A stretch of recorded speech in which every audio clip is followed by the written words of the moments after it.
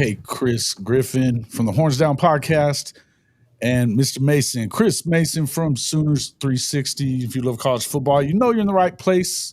We're going to get into some projections, predictions, and go over kind of the debacle that was our week last week for me and Kchris, and Chris Mason getting lucky on his picks. So we'll get into all that here in just a few minutes. Wanted to probably start off with some surprises to the depth chart. I would guess you've had a few meltdowns there, and as far as Oklahoma fans are concerned, a little freaked out about Jaren Kanak being the number one tight end, and why is Jaydn Ott not at the top of the running back room? Okay, Chris, what do you think about that? I think it's a case of, hey, fans, OU Sooner Nation, y'all just gonna have to pick your poison, because it's simply one of those things where y'all been screaming for permanent captains the whole time. You got that, and then on the flip side, you got the whole let's reward these guys or whatnot. You're gonna see guys in healthy amounts, and the thing is that with these packages and building these offenses, these schemes and different things like that, I think that is really it's a non-issue. You're going to see Kanak out there. You're going to see those guys out there. You have to literally just go back to what we've been doing the past couple of years. You've seen a lot of oars out there for guys, and you've seen, over the years, you get to, as one of my uncles would say, you get to circle that wagon. So to me, it's kind of a non-issue, kind of move on from it. I think that obviously the whole DeMarco factor of the, kind of bipolar, the really sporadic rotations that he has, I think that's kind of, burned some people in the past. But at the same time, what I would say is simply this right here. I think it's a non-issue, and I think that will be fine. I think you will see the guys that get the most carries and all the rest of that stuff, and who deserve those carries. I think you'll see that play itself out. We'll see. Does Barnes have the vision? Can Kanak make some plays? Can he actually catch the ball? But I think that what you'll see is a heavy dose of things. I think, look, guys, one of the things I'm really excited about this year, and we've all talked about it plenty enough, Kevin Wilson's on this staff. And I think that I think that Arbuckle, personally, I think Arbuckle is a guy who's not going to be like some of the guys we've had in the past. Whereas he's going to listen to those guys, he's going to gel with those guys, so he's going to be able to glean things from them as far as being able to want to be very multiple with his scheme. So what that means is that, hey, you got somebody who is just the same, on the same wavelength as that, with a Kevin Wilson, a guy that is not scared to go out there and show you a bunch of different formations throughout the game to get the look that he wants, and just, whatever he's trying to do that day, whether it's run or pass. Regardless, though, again, I think it's really a non-issue. I'm more into the conversation about Illinois State. I think that we got some good things to talk about with Illinois State, because I think that obviously I think we win big, but at the same time, I think it's a pretty good test because of some of the things they do, especially defensively. Okay, Mr. Mason. I just think, I know depth chart analysis is a Sooner fan specialty, but I just don't think it means. I think they're just rewarding guys who were healthy in camp and who played, and I think that's why Kanak will play. I don't think Kanak will be in line if he has to block, defensive ends. I think they'll keep, they'll use Kanak as an H-back and try and use him in the most effective way possible, I hope. And then at running back, it's got, no one else. The only two backs that really were around for, August camp were Barnes and Blaylock. So they're just being rewarded for that fact. I imagine is that a concern for you, though? Because I think that's where the concern is coming from, is that, like, why is he hurt now? Well, I don't think he was hurt. I think he banged his shoulder up, and they basically, they banged his shoulder up, and they basically kept him out of the rest of practice. He's been going through drills and doing stuff, according to all the sources I have. They've kept him out of contact, and I think they're going to ease him back. I think we'll see Ott get carries. I think we'll see Blaylock get carries. And we see Barnes get carries. And if things go right, we'll probably see X-Rob as well. The only guy who won't get, maybe even Gabe Sawchuk will get a carry or two. The only guy we won't see is Taylor Tatum because he's not cleared yet. So I it's I just don't think the Ott thing is a problem until it's actually a problem. And if you're looking for problems, you can make something out of this. But I don't think the Ott thing is a problem until it's actually a problem. That's kind of my viewpoint on it. Okay, fair enough. I don't disagree with you. I just think that's the concern that we're hearing from people. A lot of people are like already tying this into a DeMarco Murray conspiracy theory, and let's just see. Let's just let things play out, I've been sort of banging my head against the wall all week because I'm trying to listen to podcasts about Illinois State and the 2025 Sooners, and all I hear are podcasts where everyone is rehashing their PTSD over the 2024 Sooners. It's like, guys, turn the page, move on. So that's. But yeah, I mean, I was a little surprised we had as many oars on the offensive line, but that's the way they want to handle it. Then so be it. But I think overall, I'd rather talk about the depth chart on the defensive side of the ball where it just looks stacked, man. It's just it's just every position you think that there's real competition going on, and guys are going to have to play at an elite level to keep their snap counts up. So I love that. Right. So I guess that's the feeling out there right now is that it is just kind of rewarding them for being there. Obviously, this is Illinois State. It's not like you have to have all hands on deck for this. You heard the coach from Illinois State talking today about hoping he could get his guys out of there healthy. That's not usually a good sign when you're coming into a game if you're just worried about health.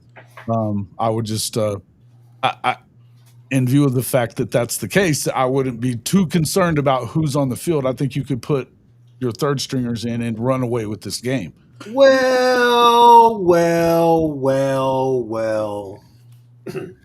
As the great Lee Corso would say, not so fast, my friend. Okay, simply because, and hey, Chris Mason, I love what you said because I'm moving past that. I have moved past that. But what I will say to you is this, Chris Mason. The 2024 season hunts us. Why?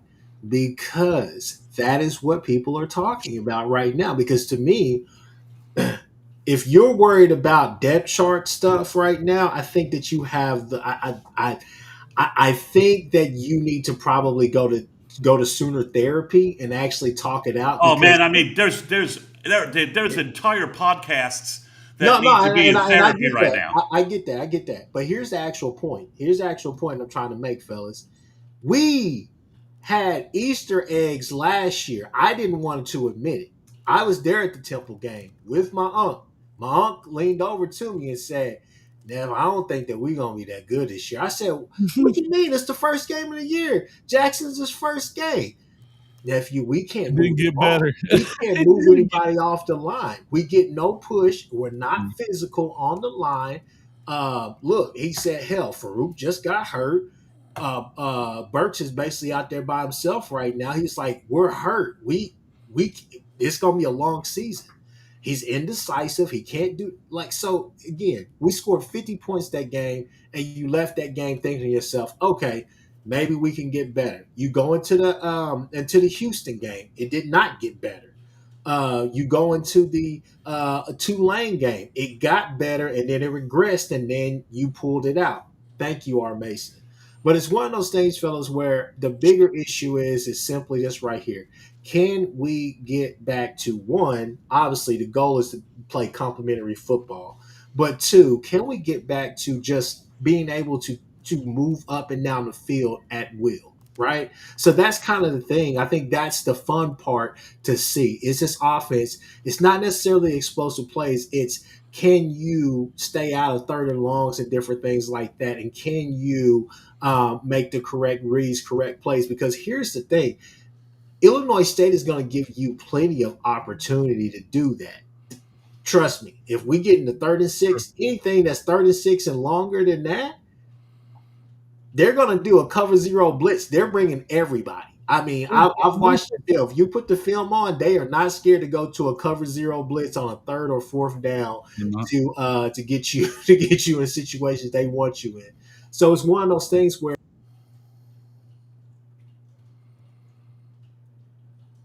You muted yourself, Chris. Chris, yeah, I was like, is that me or him? oh, sorry. To be honest with you, I watched the game last year with Iowa. I think I pressed the space bar. Sorry about that. Regardless, so I watched the game with Iowa and Illinois State, and I said, "Hey, even though this is 40-0 after the it's all said and done, that doesn't necessarily tell the true story. If you go back to that first half, what BV and a lot of these other people are saying, it was actually a pretty interesting game because they were able to, one, move the football on Iowa. That's a good defense, and two, they were a couple of turnovers away from actually making it an interesting game, at least in the first half. So there are some things that we could talk about with Kansas State, but I mean, not Kansas State, but Illinois State. But to me, that's the more interesting thing than the depth chart talk is the simple fact of, can we answer that first question?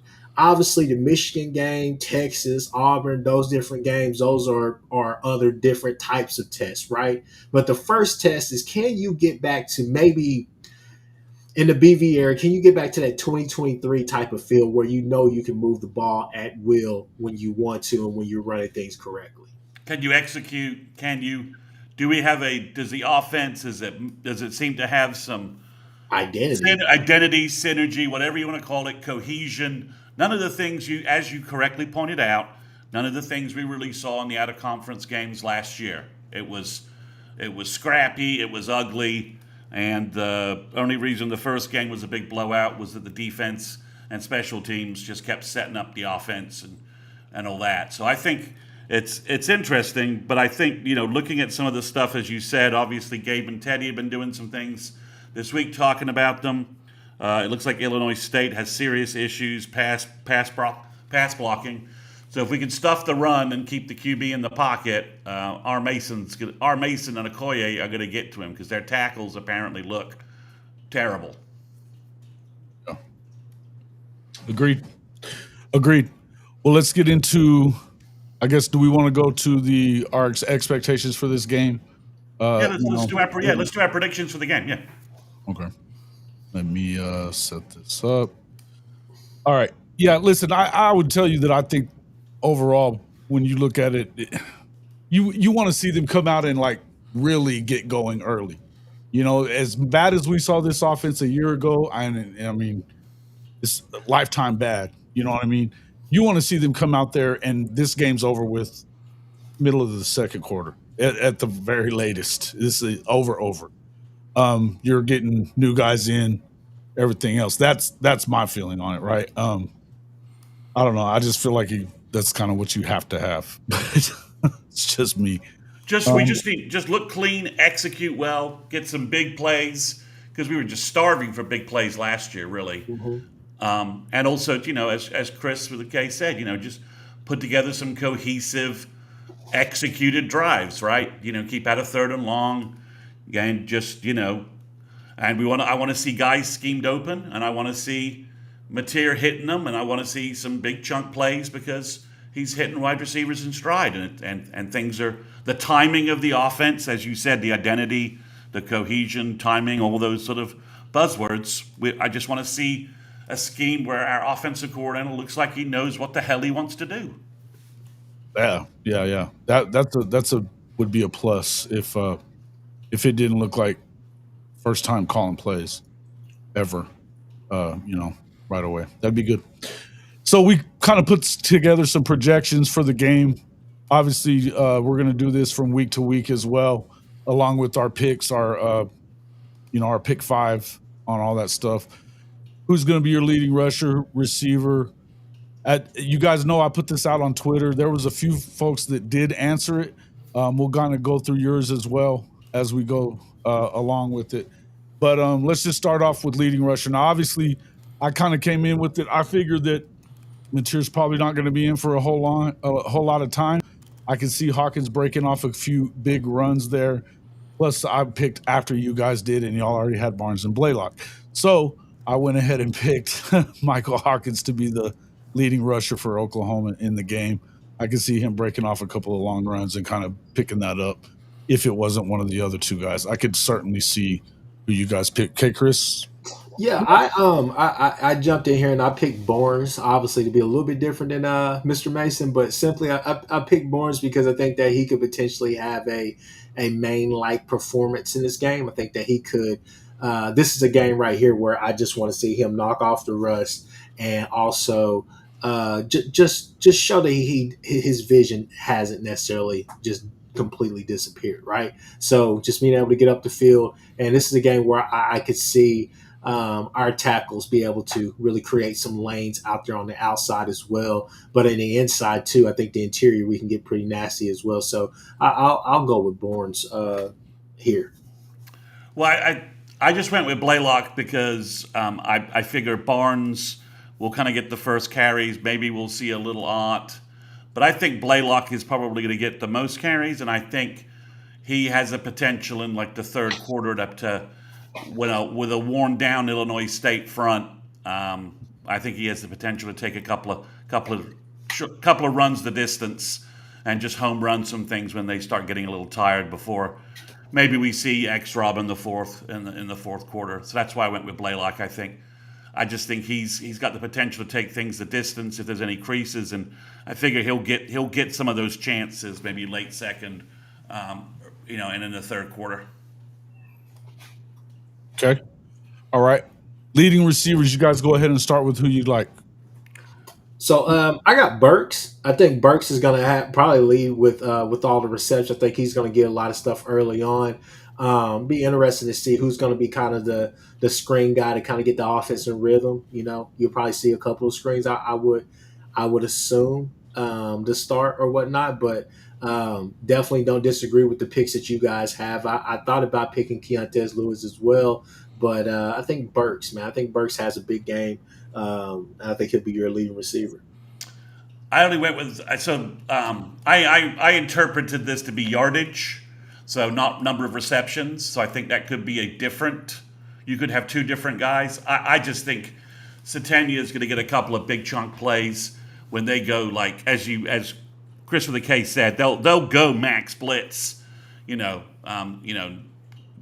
blitz everybody from the secondary that they can. They'll go max, and I think Satania is going to end up getting schemed wide open, and Material's going to be throwing some deep passes his way, and then Satania's taking it in the. So I could see good route runner. He's got lots of speed. I could see Dion being like 9 of 100, something like that. Then I could see Satania being like 3 for 120, something with a ridiculous yard per catch kind of average. Yeah. I think it's going to be, you get these guys on the crease and they'll probably run away from them pretty quick. Same thing I feel about Keontez Lewis. Obviously, he's one of the guys that's going to start for him. I feel like early on in the game, they're probably going to push that button to get them deep, run some big post route stuff. I like Keontez a lot. He's shown some things throughout his time in as a Power 4 player already. So I think that he's proven that he battled through that early injury in spring, but he's been really good from what everybody's been saying in the fall. So like to see him out there. I think that could be. It wouldn't surprise me if you saw a guy like Ivan Carrion do it either. But I feel like he's probably going to be a big red zone threat for sure. But yeah. Anyway, moving on. Will John Mateer pass for 300 yards? Nobody says yes.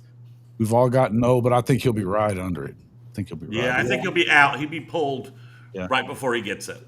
Yeah, I'm on the same page as you guys. I'm right around that same number with you, Jason. Maybe a little bit lower. I could see probably a few more touchdowns than it should be for like a 250-yard day. But I think that he could. I think he'll get close. If he surpasses that, I wouldn't be surprised. But I think that you try to this. If I may just break off here just for a second, I think this is a game here that what I'm really interested to see is can we actually, because the past 2 or so years, we haven't necessarily been able to play vanilla football and look great. So I want to see because he has been in this offense, because he knows his offense, because he has better weapons, can they keep it vanilla to start and really go out there and do what they need to do? Because Run the if he football. does, I think he's going to be efficient the whole time. Yeah. And everywhere else. I mean, every time I've watched any film on Arbuckle, especially those openers, no matter if it was Portland State or whoever, they look pretty damn good running that offense. So and it was really just basic stuff that they were running. Yeah, I completely agree. I think if it wasn't Arbuckle and Mateer, Yeah. if it was Arbuckle coaching up somebody else for their first start, you might expect things not to be running smoothly. But I think everything we've heard and all the stuff we've gotten from camp indicates that the offense has some momentum. It has some. It's working. Mateer's finding guys. I'm with you. I think it's going to be a very interesting. I think Mateer's going to look sharp early and often. Because I also think Illinois State's going to give them some big play opportunities because they're not going to just sit back and drop back and make OU grind it out. At least that's what they don't. It doesn't look like that's the way they play. At least No, they want to be aggressive. They want to be physical as they possibly can. And literally, they have 7 in the box. They have 6 in the box. They send it to everybody. I don't. It's no zone, no none of that stuff on those third downs. They're trying to get pressure. They're trying to get you. They're trying to get you off. But if another sidebar, if you go watch, you watch Illinois State versus North Dakota State, who I think everybody on this panel and people in the chat, I think they would respect that name and that brand of football. They were able to diagnose that and really cut through that pretty quickly. Jason. Yeah. We're still on this conversation. I think that it's going to be, they should be able to get out there, kind of go through it. Just the fact that this is year 3, I think he's going to come out and be clean. Get these guys going early. He should be cheerleading on the sideline second quarter. Early second quarter, if not before that. I just think you're going to probably see. I think what Unc was saying in here that he'd like to see more. He doesn't really want to see a lot of Hawkins coming in meaningless games because he feels like, we've kind of talked about that if Oklahoma's going to get where they need to be, you're probably going to need him at some point this season, whether it's for a quarter or for a game or whatever it could be. It just feels like you were probably going to need him to step in and do something at some point. You just never know. That being said, I would love to see him get his red shirt back as well. But I don't think that, I don't know that they're really thinking like that. I think that I know that that's something that his family wants. I know that that's something that they'd like to see happen. Then again, whenever it gets time for game time to roll around and we get into SEC play, I think he's going to be ready to rock and roll and doesn't care. You'll have your time. He's going to get his time.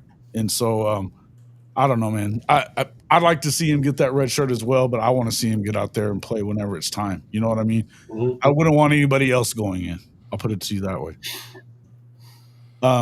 Okay. 100-yard rusher. I had Hawkins, yes, doing it. Kchris, you don't believe they'll get one 100-yard rusher? No, I think that it'll be collective. I think you'll have somebody that's awfully close to that. And have some maybe a couple of guys like Blaylock or so that has like maybe a 1 or 2 explosive runs or whatnot. But I think that you'll get over 100 yards collectively. I think you'll be way over 100 yards collectively. But I don't necessarily see just one guy. I think you'll be able to get different guys in there and be able to run the ball effectively. Yeah, it's interesting. It's the thing. When I said Blaylock, the one variable in this is. How many yards does Mateer get on the ground? If you bring Hawkins in the third quarter, say how many does Hawkins get on the ground? But I think I'm betting on Blaylock. I'm betting on Blaylock having a big day on Saturday. I think he's going to be a name we're talking about after the game. So I think Blaylock has a couple of big runs and puts himself over the century mark. Yeah. Okay. Yeah. Hey, listen. I think that. We've been hearing he's a home run hitter and he's been hitting home runs. He's not only that, he's done really well in the blocking game. but he's proven that he can take the beating too as a true freshman. I love what we've been hearing about Blaylock. Kind of expected it. You've been watching everything that's been, watch him work out. You get to see a lot of these guys do their thing, in the off season because of social media. So he put on the weight that you needed him to put on. The dude is freaking explosive. He averaged 9.5 yards a carry last year in high school in 6A football in Texas. I mean, we're talking about a guy that could step in and be legit immediately. It happens. I think running backs are probably, they're generally the ones that show up pretty good for themselves right away if they're going to. So it's, I'm excited about the future there with him. And I think that whatever is going on with Ott, if it is just a matter of them trying to just kind of save him up for the Michigan game, cool. But I think that it doesn't hurt to get this kid in there, get some time on him, and let's see what he can go do. I wouldn't be surprised if he had a huge game. Yeah. Okay.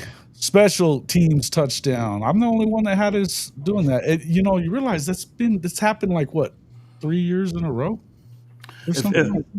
I think what I didn't calculate is the fact that my bold silly prediction for the year is that Kendall Daniels blocks like 3 or 4 punts. So maybe Kendall gets you a block punt in this game and it's returned for a touchdown, because I think he headhunts on special teams coming off the edge. I don't know how you block I've been him. saying that, but they've been getting punt returns for touchdowns the last few years in the game and right away in the first game. So wouldn't surprise me at all.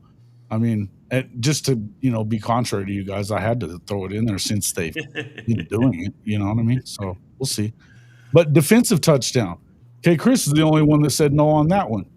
They had a lot of those in game one last year. I can see turnovers. I just don't see a pick six or anything like that. I think that Did they have 3 last year? Game one. Yeah, I don't see it this game. I think that with the passes the Redbirds, huh? You like the Redbirds, huh? It's not that I like them. It's just that quarterback is pretty savvy, and when he's throwing to the middle, it's usually a curl route or some kind of. It's just some play to move the sticks. It's something that's very calculated. When he throws his interceptions or when he throws balls that you're just like, dude, what are you doing? It's usually kind of out routes or different things like that. So those are the ones that you could jump, but I just I don't necessarily see us having one that we're taking home. But it's just one of those things. Just watching that tape, those are whenever he gets a little bit dicey when he's trying to make those sideline throws or he's throwing out routes. Well, I don't know. Yeah, it wouldn't surprise me if they got a scoop and score either. I mean, you could see they literally had 3 defensive touchdowns in week 1 last year, so it wouldn't surprise me. Chris Mason, Pick six. Pick six. Maybe it's Kendall Daniels with the pick six. I don't know. Kendall Daniels. Hey, listen, I would not. He's getting in the way of everything according to Gabe and Teddy. So I think we get a pick six. Yeah.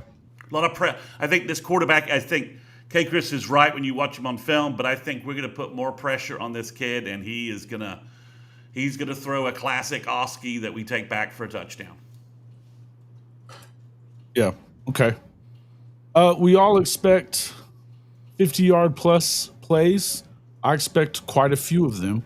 I don't see why you wouldn't. I expect this to be, again, wouldn't surprise me if Mateer's not playing by midway through the first quarter, because he's gone out there, got 3 big touchdowns quick. They jump ahead, or even 4, and maybe they get that defensive touchdown. It's 28-0.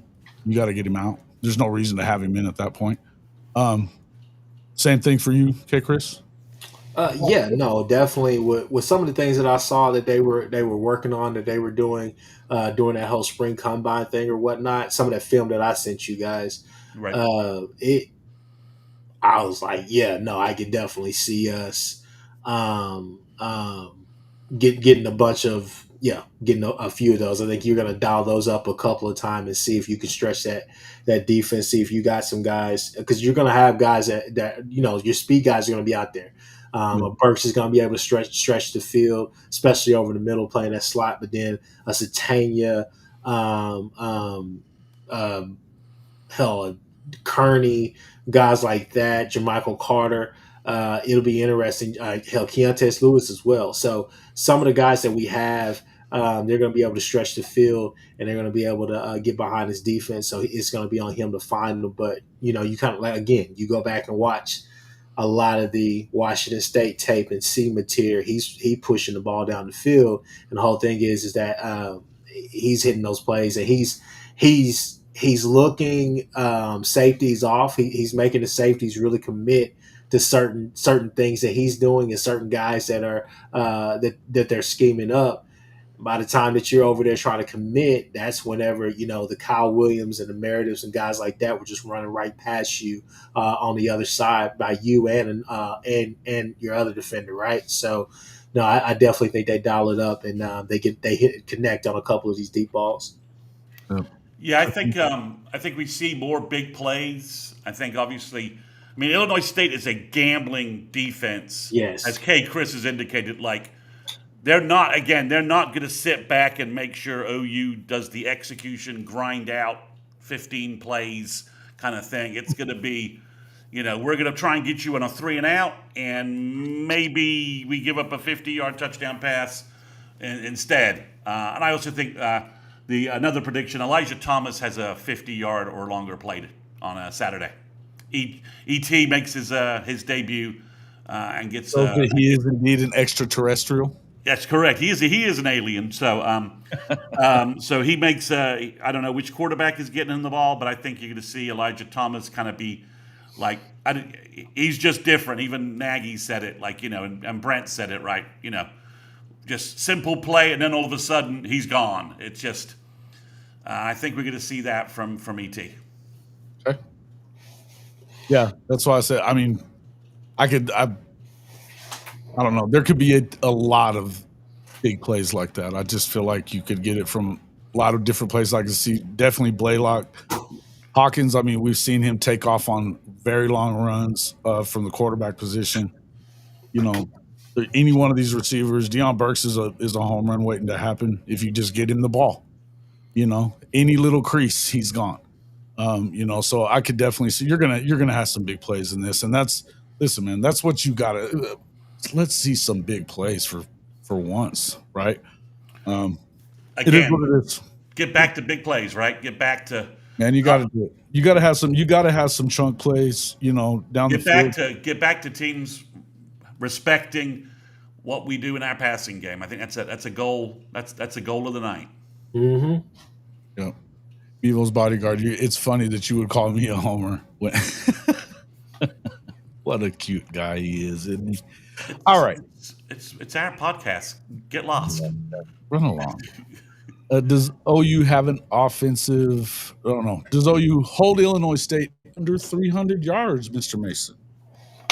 They do, and I think my defensive MVP explains why. Okay. Yeah. I can see that. Yeah, that's Stoney just plugging it up there, huh? Tackles for loss, sacks, disruption, allowing the two guys you guys mentioned to clean up on the outside a little bit, pen that quarterback inside. I think the front four and the front 11 of all the depth they have, I think it shows up heavily. Okay, Chris. Yeah, no, I definitely think that you can hold them under 300 yards. I think they offensively they like to take their shots here and there.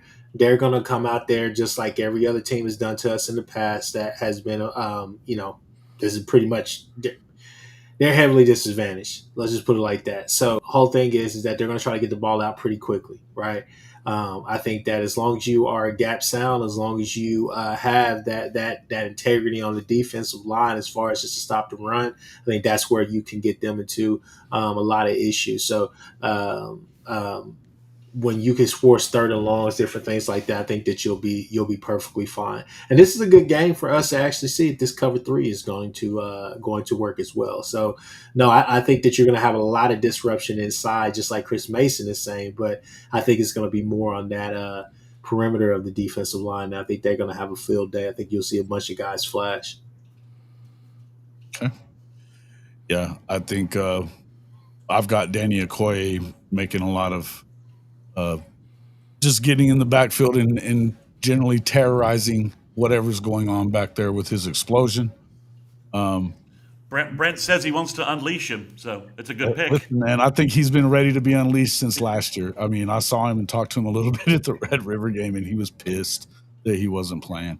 You could just see, you could just see it coming off him. He just wanted to be in. So I think he can't wait to see the field, whether it be tomorrow or this weekend or next week and for the rest of the year. I think he's once you get him on the field, you're not gonna be able to take him off anymore. I would doubt. I mean, you're going to rotate him out, but he's going to play. I'm excited for him. That's one of my. There's a lot of guys to be excited for on this defense, but Danny Okoye definitely one of them, right? So, yeah. Anyway, offensive MVP. Look, I think it could easily be either one of the two guys that you guys had. Again, I feel like Hawkins is going to probably spend more time on the field, so I could see him being the MVP and racking up some yards. There's nothing between him and Mateer or anything like that. It's just I think that Mateer is going to not have a very long day. So I could see Hawk getting some more time in there, and I think it's probably a good thing for him to kind of get out there and be able to run with these guys a little more, and just get some good reps in. So I definitely understood what Unc was saying. I just don't. I think that you got to play him in this situation. I think you want to get everybody in. So that's my expectation. Kchris? Yeah, no, I got Mateer. I think Mateer shines on a couple of big plays that you're just like ooh and all the rest of that stuff where it gets you pretty hyped. And I think that he's probably the focal point of the conversation going forward into the Michigan week. Yeah, I mean, Mateer's sort of your obvious answer, so I'm just kind of going with the Tory Blaylock theme here. That I think, based upon everything he's done in camp and the fact that you're probably going to you're not going to want to waste Barnes and Ott as much in the game on Saturday. I think that I could see Tory having like a 3 touchdown, 100 plus yard rushing game, and he's kind of the star of it. But I think obviously, I think Mateer could be your offensive MVP of almost every game we have, really. So I mean, it's kind of he's going to rack him up. So I'm just I guess I'm being sort of a counter just by saying that. But I think again, this defense they're going against is not going to just grind it out. They're going to lots of blitz stuff, and we know Blaylock is a good receiver out of the backfield. I could see him maybe getting a big play in the passing game as well, and like a screen pass because these guys are just blitzing left and right. Screen game is effective against that usually. So I could see Blaylock, getting a couple of passes from either Hawkins or Mateer and making some more yardage in the passing game. Definitely. Yeah. Listen, again, it could have been any of these guys. I think you could probably think of about 2 or 3 other guys that it could be. So yeah, I don't think there's really a wrong answer. Kchris, you're going to have to explain the 38-10. So 38-10 is just one of those things where I think it's a modest day. I should have went 40-something opposed to the 38, but for me, it's just one of those things where I believe it. I believe in my heart of hearts. I just got to see it for the explosive. I know this offense is going to be explosive. I know we're going to do all these different things. But, is that what you just said? Is that PTSD talking a little bit? It's a little PTSD. I know professional counseling help. My wife's in that industry. Hey, trust me, I just did a CLE on Lawyers Helping Lawyers, but still, it's one of those things.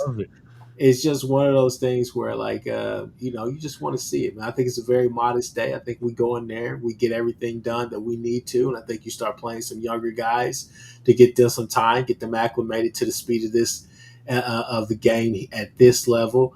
And I think that you really start working on some stuff with those guys. And I think you get in there, you get out of there, and I think you're done. But I do think that we'll probably score 40-something plus. But this was me also earlier in the week believing that it was going to probably be heavy rainfall leading up to the game. So this may be more of a run-based game, but it looks like the weather is going to be A-OK the time that we right at kickoff. So my score is based heavily on our defense giving the ball back to our offense quickly. That they're stymieing Illinois State, they're forcing turnovers, but they're also forcing 3 and outs or 6 and outs, whatever you want to call it. That the offense is getting lots of opportunities, and they're also getting set up with good field position. And I think there's at least one defensive score in there. And I also think that, fourth quarter game with Hawkins and maybe X-Rob in the game, you get some garbage. You're grinding some stuff out, and there's Sure. and Hawkins breaks a run, and all of a sudden 40 yards, he's in the end zone, and it's just done. Same thing with X-Rob. Do you want to tackle 238 pounds of Xavier Robinson in the fourth quarter? Probably not. And maybe just he breaks away, trucks something for a run. We know he can do that. So that's a little bit of where I think it's going to be like in the 40s, and OU gets what might be considered 2 cheap touchdowns in the fourth quarter, just off Illinois State's just out of gas, and we have better O-line depth than we've had previously. So the backup O-line pushes some people around. I mean, Foji and UK Dan and Baklenko, and Jake Taylor could be the guys your fourth quarter offensive line, and that's some folks who can move some people around, and our backup quarterback and backup running backs might find some lanes, and then they're just gone. I mean, as you said, Hawkins is just gone with the gap. Yeah, I've got it. I mean, I've got it 10, 11 more points than that. So I'm with you on that for sure. I think that I just don't really feel like this is a game. I remember the 73-0 game with Arkansas State a couple of years ago. It feels the same. It feels similar. And especially when you have this team that they're coming out with a little bit of a chip on their shoulder because of what went down last year. I think you want to come out and really show well against a team that you definitely outmatch. You know what I mean? You need to come out there and fire on all cylinders. I think even with a guy like John Mateer, I mean, look, I think that he's got confidence all day, but I think he's probably sick of hearing dumbasses say stupid shit about him. And like today with some nameless defensive coordinator saying he's small. But what the fuck? It was really dumb. But it is what it is. I mean, this is to be expected. You got dipshits like Bevo's bodyguard in there saying the things that they say. It just is what it is. But I think they're going to come out and show well it's Illinois State. I think you want to get your guys in, get their work, get them off the field so you can get started on Michigan next week. End of the story. So and with all of that said, I think this is a shameless plug right here. Definitely tune in because obviously that us three, we do rapid, instant reactions right after the game is over with. So we come on here for a little while and win or lose, and we talk about it. So definitely come and join the show, chat. Let's talk about it. Let's have our kumbaya moment, and let's get ready for Michigan. And we'll go back over this and see how clearly right or wrong somebody was. So, yeah. And speaking of right and wrong, does that lead us into our MyBookie 5 for this week? It does indeed. Yes, the MyBookie Pick 5. We got that coming up. Obviously, you guys can get started with MyBookie on hofmedia.us/MyBookie1000. Get up to $1,000 welcome bonus. That's 100% up to $1,000 to go ahead and just put your first deposit in, man. It's a big bonus. The best odds are for sure on MyBookie. I love that. Love the site. So make sure you guys get over there and check it out.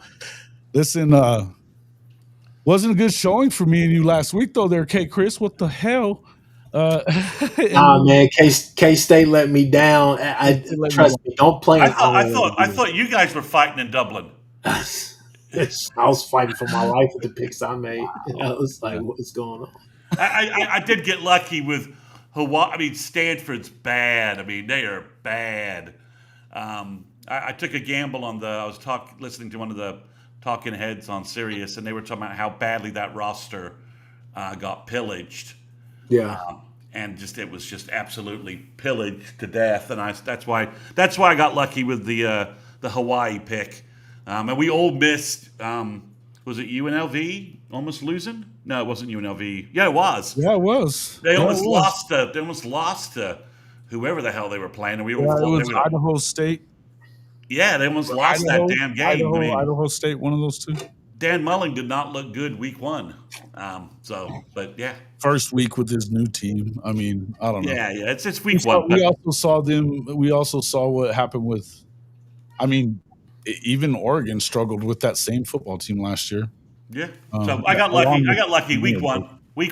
The Iowa State pick is the one that I felt the most comfortable about. I thought. Fellas, let's get to it, man. We got this on screen. What we doing? Yeah. Hey, let's get it. Yeah. All right. Obviously, yeah. I mean, let's do it. Hey, it's pretty much everybody picked the same stuff. So Oklahoma given the 35.5. But this Texas and Ohio State game, nobody picks Texas. That was a little surprising. You knew sure as shit I wasn't doing it. But given the 1.5, did you have any pause in making that pick, Kchris?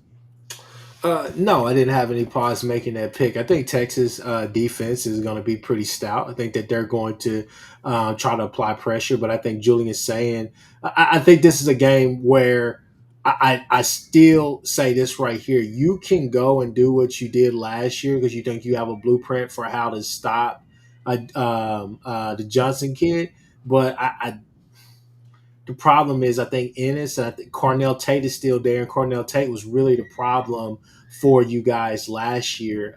Texas, Bevo's bodyguard, you probably remember him.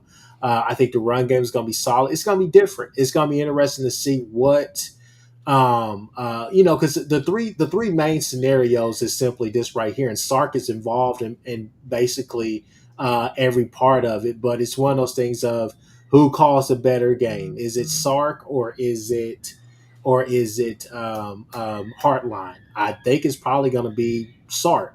But then Patricia is obviously, he's kind of a wild card as well. But it's just one of those things where I think that I give them an edge. They're at home. You kind of have some things that kind of just, kind of wash each other out simply because, yes, Arch is going to come in there hyped and everybody is, every Texas fan is, basically having that foot long, right? They like Jared with the foot long. But anyways, once you get past all of that, still, it's going to be his first true road game as starting, not Mississippi State, not none of that other stuff. This is going to be Ohio State. Yeah. Julian saying is going to be in the same boat as well. Playing against them last year. Yeah, so it's going to be one of the things where it's the same thing. So there's a wash. There's a lot of things that just kind of X each other out as far as what's going on, because you could say Heartline, first time play caller, but you can also say, hey, if things get tough, is Sark going to make it? Once Sark gets away from that script and all the cute plays that he wants to do with the reverses and the little running back screen, once you get him out of that, you get him out of his comfort zone, and we have seen they struggle in the red zone to score, and also at the same time, Sark will get a little bit too cute around the goal line. We've seen it. Hell, it happened last year in the Ohio State game. So those are things that you have to factor into this. And when I see that, I say, I don't know what the hell Matt Patricia is going to come out there, but I know that that Ohio State defensively, yes, they lost some really good guys, but it's Ohio State. I think they're going to be just fine. And so it's going to be interesting to see what this NFL influence is going to look like, but we're going to have to see it.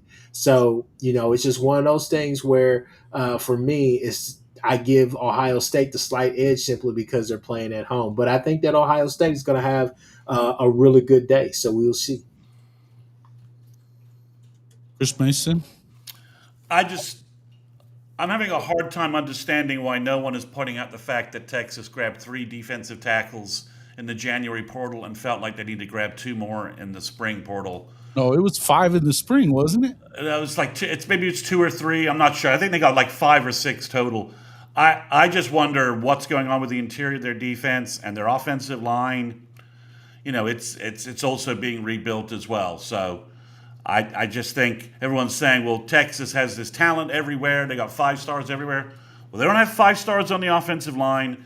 And if they had 5-star defensive tackles like David Stone or Jaden Jackson, they wouldn't. I mean, OU didn't They pick up wouldn't have five. been that heavy in the spring portal. OU didn't pick up 5 defensive tackles in the spring portal. We picked up one guy who's third team in the spring portal. We picked up between January and spring. We picked up one dude. So I think there's some vulnerability there and some issues there for Texas, as well as I think if this game was in Austin, I probably would have picked Texas, and I just leave it at that. I think the road part of this plays a significant factor.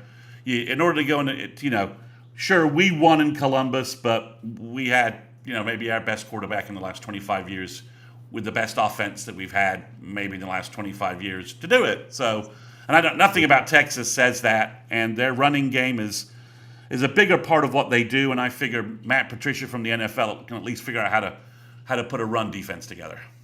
One would think, and here's the other thing that you have to think about too is the fact that, hey, the best player on both sides of the football in the country played Ohio State. And it's not like Ohio State has like scrubs everywhere. I mean, these guys have top 3 recruiting classes every freaking year. Yeah, listen, I mean, go look at the rosters. There's a reason they're number 2 roster behind Alabama. That's it.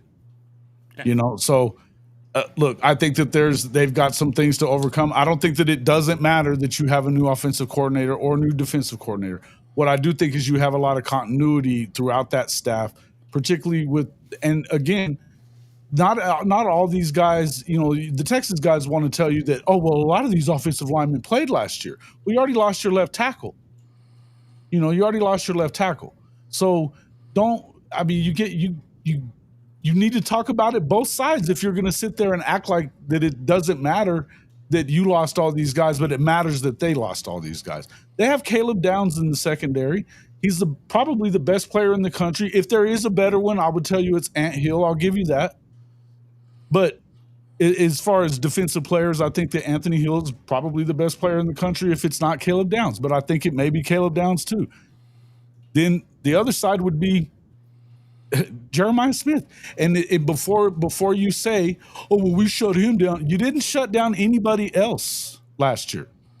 So just because Jeremiah Smith didn't get the lion's share of catches in that game, he didn't need to. They were getting you every other way. So again, do something in the red zone on the road. That's a tough thing to do, and you haven't shown the ability to do it even in your home state. So I think this is a loss. I don't even think it's that big of a deal. I think it's wild that you go into as the preseason number 1 and you're not favored to win your opener. But it is what it is. I'll believe it when I see it. There is the way I'll just look at it. I'm not buying Texas anyway. So anyway. All right. Next up, Clemson, LSU. I thought I might have switched it, but I just couldn't do it, man. I just couldn't do it. I think the LSU kind of has to show me that they can win an opener. It's 5 years in a row. Forget about the fact that BK's done it 3 times. Mm-hmm. It's 5 years in a row they haven't won the opening game. I will say this right here. I do not think that this is going to be a blowout, fellas. I think that this I don't either. I'm gonna be honest with you. I trust Dabo in those scenarios as far as being able to get his team to the point to where they can go out there and blow somebody out.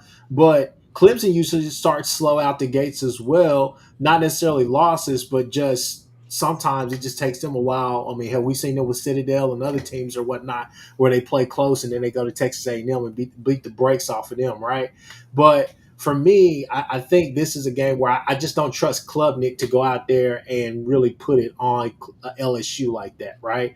I think this is kind of another they're going to be in a battle like they were last year with USC. I think that it's going to be a tough game throughout, but I think that you're at home. And I think Clemson has a hell of a defense this year. Yeah, they do. I think they get it done. I think Peter Woods and the fellas get it done on that side of the ball. And I think Clubbert makes enough plays with his guys because he's going to have some good receivers and a good tight end or whatnot. But I think that he makes enough plays to get them to where they need to be, which is in the winner's column.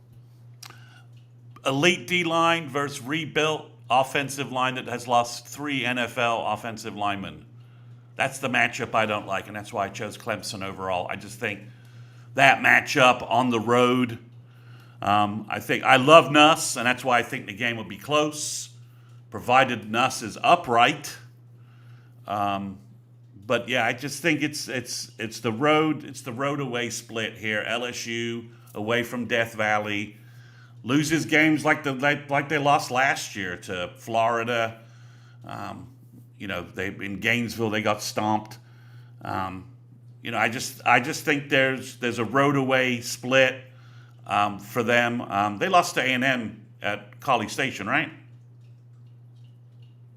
That's right. LSU last year. Oh, didn't they lose at College Station?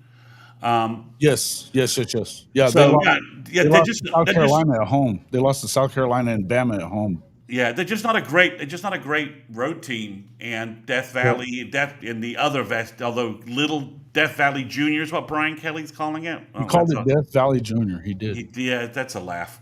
Sorry, I thought that was the practice field. Death Valley. I thought Death Valley Junior was the practice field at Notre Dame while he was coaching there. But just really, I just think again, you've got Peter Woods and you've got this Parker kid. Plus, we know Clemson recruits D-line, and Will Campbell and the other guy are in the NFL, and they had a hard time keeping Nuss upright last year with 2 NFL tackles.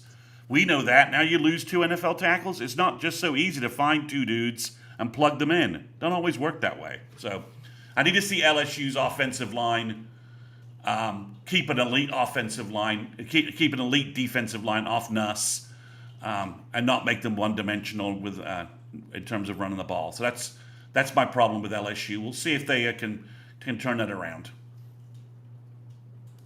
Yeah. Again, I was just going to say, I think that LSU, the problem for me is simply this: is that even with the Weeks, the Wit, or whoever that kid is, I think you're going to have a decent defensive line. And we know that the DC, he likes to blitz, and we know he likes to bring guys from different places. Not going to take anything away from that. But to me, it's still one of those things where, that star position or whatever they're calling their nickel position, now you're putting Harold Perkins there and you're taking him away from the ball, which honestly, right. He's just a guy that you just got to go. Right. Yeah, you just let him loose to go rush put him in situations where it's obvious that he's just blitzing. Just let him do what he does best. That's the weird thing for me is why would you make it hard? The dude had what do you have, 13 sacks as a true freshman? Yeah. Insanity. Well, I get that's more of a move. I think from all the tea leaves, things that have been said, that's kind of more of him and his camp of where they see him projected as far as going to the league. I don't know if that's necessarily true or not. That's just kind of the word that's been put out there. But it's still to me. You don't make Nick Bonito a spy when Adrian Martinez is on the field. You just don't. I mean, if we just being real, but yeah. Right. It's not that hard. And again, it just seems like there's a lot of weird. I mean, we talked about I think you was saying about how they played against USC. They should have won that game 3 times over and had stupid things go on 3 times over where they had taken the lead again. And then they allowed them 4th down plays, that USC didn't convert, and they give them the 1st down on a stupid penalty. Just stupid stuff. And so until you start seeing him be able to find a way to get some discipline into this team, you have to worry about it. And again, I think that, why are you making it difficult on yourself by taking Harold Lawson away from the line? Just put his ass on the edge and let him go. Yeah. Thankfully, they're not doing it. I think and it got him hurt last year. You know what I mean? He made it through about half the season and he's out. Yeah. So, I don't know. I just feel like it's one of those deals where I think that LSU has every ability to be able to win the game. I just don't know that I believe they're going to do it. And then whenever you go out there, I mean, that's almost as bad. BK calling that Death Valley Jr., knowing he's played there when he was when he was at Notre Dame, he knows what it's like down there. It just smacks of that idiot Florida State quarterback talking his shit. It's like, what are you doing? You shouldn't be undisciplined too. You know what I mean? Yeah. Along with your football team. So, look, they're going to have to show me. They're going to have to show me. So, all right. Number 6, Notre Dame at Miami. Miami getting +2.5 at home, according to the MyBookie odds.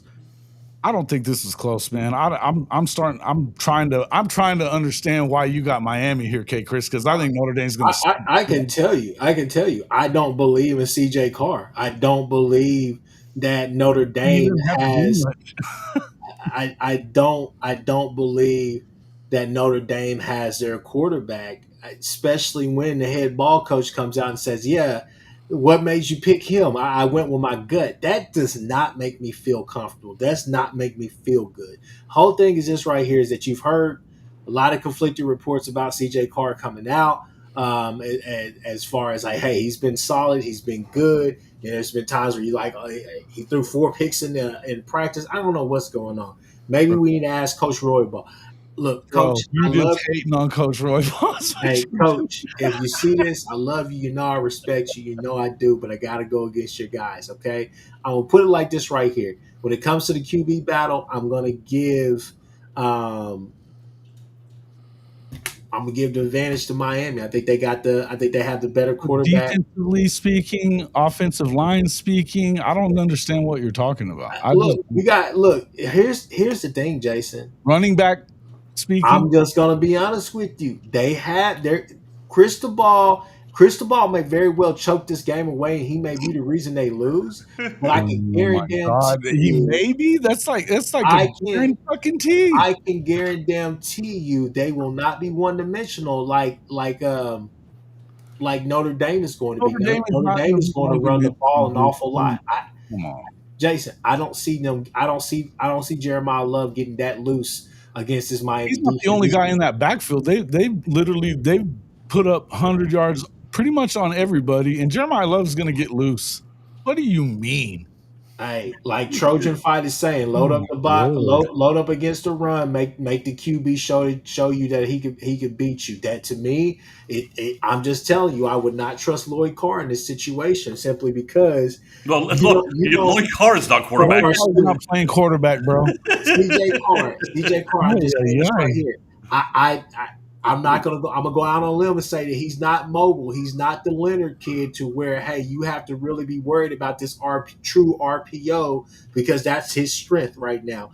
I don't see it. I just don't see it, guys. I'm telling you, I would not get caught up in that. Defensively, I think that they will put up a hell of a fight. I think it's going to be a close game. I do not have it being where Miami blows them out and magically everybody shows up in that stadium. I don't see that. I'm telling you guys, I don't trust Lloyd Carr. I mean, I don't trust CJ Carr. Something tells me it's not going to be a good day. You call him Lloyd Carr again? He did. It's twice. Good God, man. Okay. So you guys have presented all kinds of interesting analysis on this game, intelligent, articulate viewpoints from both of you. I'm simply picking Notre Dame because Mario Cristobal is the worst game day coach in America. He will find a way to lose this game. He will find a way to screw this up. We will be talking about the fact that he shouldn't have like a coach visor on. He should have a goat head on instead. He's just he's just terrible. He's terrible. He's a great recruiter. Yeah. He apparently can coach offensive line well, but game day he is just. He suffers an incredible brain cramps in so many. He's got to prove it. He's got to prove that he can outcoach somebody on game day because the Georgia Tech guy smacked him around, and Fran Brown smacked him around in the Syracuse game. He just doesn't have it, and he doesn't have And I don't buy the Georgia guy at all. I've heard stuff like that the Georgia locker room feels much better about the guy they have now than the guy from last year. And you know, and he doesn't have the playmaking. They should have lost 5 games last year. Their quarterback kept them going just by magic, and they don't have that guy. And I don't think the guy they have right now. He lost the Cavender twin. He got his Lamborghini booted on South Beach. He's not having a good time in Miami. I don't think it works. Go Notre Dame, which I'm not a big Irish fan, but I think the Irish win this game. Yeah, fair enough. I'm the only one that picked Auburn in the next one. It was more a play just to try to catch a game back on you a little bit there. Both of you guys had Baylor. I don't know that I think that Auburn talent wise is definitely better than Baylor. I just do. They should win. That being said, listen, I have no faith in this pick, none whatsoever, because I don't know what we're gonna see from JA. In fact, if I know, it's not good. So it's concerning for me. I think probably the best option is if it gets ugly early for him a little bit, and maybe they go to the kid. Maybe they got a shot there because they won't really know what to expect from him. So I don't know. I don't think it's a good situation really if he doesn't play well. But I also think that you can find some things. I wasn't super impressed with what Baylor's offensive line. They didn't run the ball great last year. I think they got a good quarterback and a good passing game. I think they're going to struggle with this defense, and particularly the D-line that Auburn's going to bring in. See the low-scoring game. I can see it going either way, but and I have zero faith in this pick. Zero.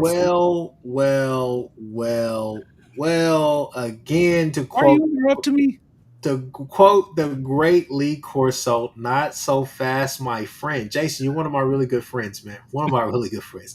But let me tell you something. You're wrong. Okay, let me say that one more time because I know that stings. You're wrong. Okay. I'm just everything you said. I just told you I have zero faith in that pick. It must be opposite day. You still picked him, Jason. You still picked him. He's trailing. He's trailing me. He has to. He can't. He's got to riverside me at some point. Hey, right? I'm just trying to figure it out. Yeah. I'm just saying. Look, Dave Aranda is going to have a hell of a game plan to where. If somebody is going to beat Baylor, it's going to have to be Jackson Normal. And Jackson Arnold's out there driving a Ferrari. There's no reason that you shouldn't win with Singleton and Cam Coleman, all those guys out there as your wide out. So there's no excuse for it. But Dave Aranda is going to have a good ball club. He's going to have athletes, and it's going to be difficult to move the ball. So the thing is that here's the main X factor, which is Jackson Normal.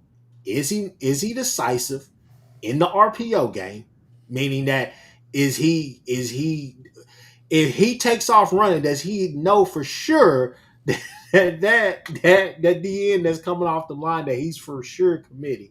Are you over the turnovers? Are you indecisive as far as who the hell you want to throw the ball to? Are you timid on pulling the trigger? Those are going to be things that I'm looking out for, and I say, hey, when I count all those things on my hand, I say, yeah, it's Baylor, because I have more questions about them than I do Sawyer Robertson and Baylor's defense. I don't think that Baylor is going to be this outstanding team or this and that, but I think that playing at Baylor in Waco, I think is going to on a Friday night primetime game. You know that crowd is going to be crazy. I don't know. I think it's going to be more of a thing about what's his name? What's the head coach name for Auburn again? Oh, Hugh Freeze. Hugh Freeze. I don't know why it skipped in my mind. Yeah. Well, at least you didn't say Lloyd Carr. So. I didn't say Lloyd Carr. Hugh Freeze. It's all on Hugh Freeze to get the best out of Jackson Arnold. That has to happen. If that happens, I'm wrong. Jason, you're right, and I will apologize to you on the show next week. But I don't see that. I'll count on it. I'll count on that shit. I just don't see it happening. Chris Mason. It gets down to Sawyer Robertson is a very good quarterback. He had a good year last year. It's the first game of the season. And again, I don't have a lot of faith in this pick either because Baylor's defense was kind of a mess last year. Mm-hmm. And Auburn does have two elite guys on the outside in Coleman and Singleton. But I just trust Sawyer Robinson far more than I trust Jackson Arnold. And I know nothing about Deuce McKnight other than he's a lefty, and he was really highly rated last year, and he should have stuck with his South Bend verbal because that would have been better for his career. So I think it's on the road too. I don't think Auburn found a way to lose to Cal at home, so they certainly early can throw some dogs out there, so just some terrible performances. But I think I'm going with the more experienced quarterback and the more known value at quarterback. I think for an early game like this, that's a huge element that you have somebody you trust to throw the ball, make the play in the third quarter, fourth quarter that you need. And Jackson, the last time we saw him, he was not making plays against LSU. And he was losing games, and he lost the game in Columbia. So that he did. These guys were asking, or Kobe, make it make sense. If you just look at the record, that's all it is. I'm just trying to pick up a game there. They both had picked Baylor. I had an opportunity to pick it after they did, so it was what it was. So here's the question. Here's the question about Auburn that has to be answered, because I think that, again, I think Pate said it, and I'd say the same. I agree with that. They could easily be a 7-5 team. They could easily be a 10-2 team with the roster that they presently have. I think the question is that if Jackson's not the answer, is Deuce Knight the answer, or who's next after him, right? But regardless, I think the question that everybody wants to know is simply this right here. Can Jackson Arnold be himself, or will he have to be some version of Peyton Thorne, right? Because right now there's not necessarily that big of a difference.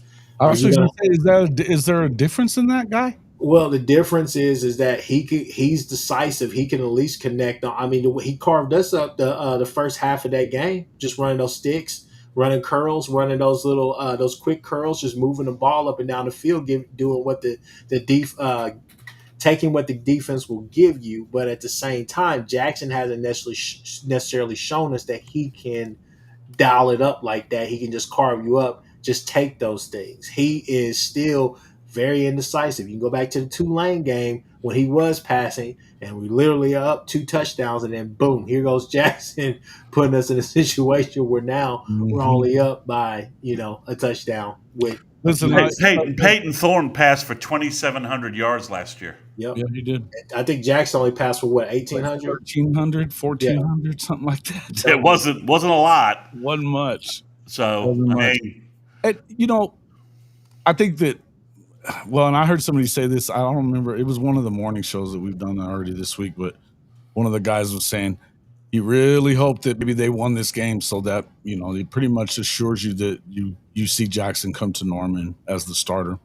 Arnold had 1,400 yards. Yeah, that's what I said. 14. Yeah, you're right. You're right. It's wild, dude. It was bad, and again, 12 fumbles and 13 games that he played in. 12 fumbles in 13 games. They talk about we only had 3 interceptions. It's because he wouldn't fucking throw the ball. Wait. He had 3 interceptions in the damn bowl game too. Yeah,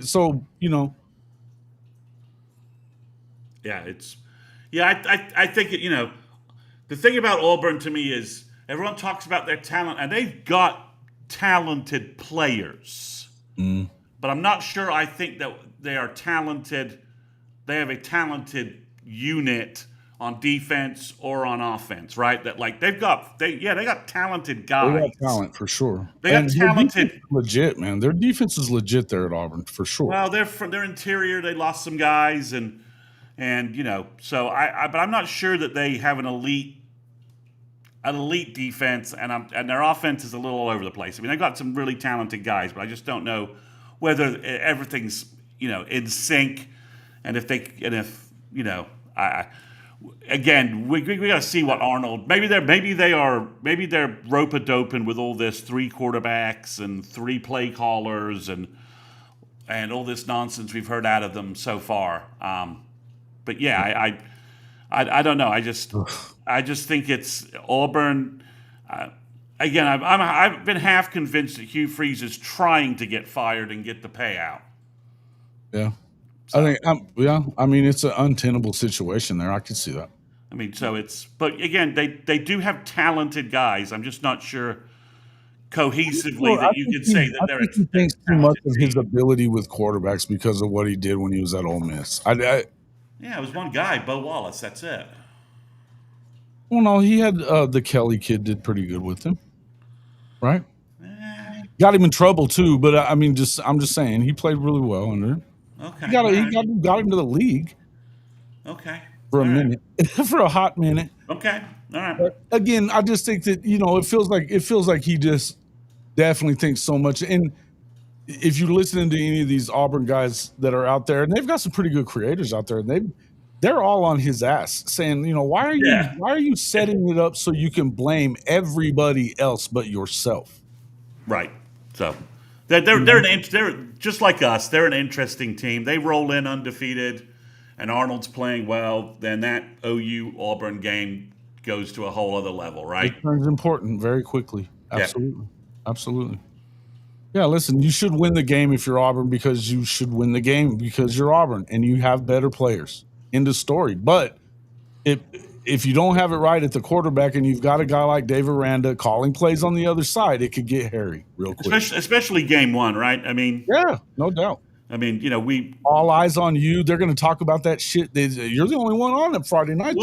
Well, there's Colorado G Tech is going to be an interesting. Georgia Tech is going to be an interesting game too. Is it on at the same time? They're about the same. Yeah, that's a dual screen for me being in Atlanta.